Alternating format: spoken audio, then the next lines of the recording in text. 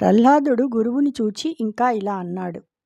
మందారమకరంద మాధుర్యమునదేలు మధుపంబువోవు నీ మదనములకు నిర్మల మందాకినీ వీచి కలదూగురాయంచనుని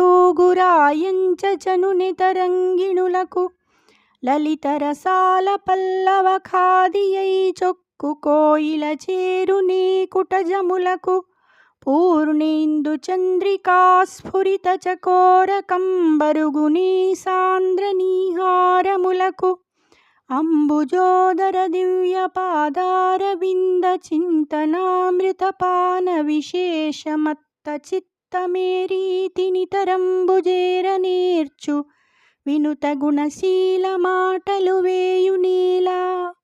మందార మకరందాల తీయదనాన్ని ఆస్వాదించే తుమ్మెద ఉమ్మెత్త పువ్వుల జోలికి వెళ్తుందా? స్వచ్ఛమైన ఆకాశగంగా తరంగాలలో తూగులాడే రాజహంస మామూలు వాగులకు వెళుతుందా?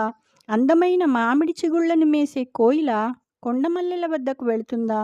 నిండు చంద్రుని వెన్నెలకు స్పందించే చకోర పక్షి దట్టమైన మంచు దగ్గరకు వెళ్తుందా?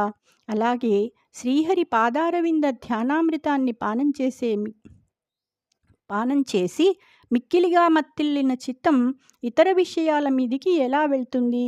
ఇక 1000 మాటలెందుకు అన్నాడు. జై శ్రీకృష్ణ.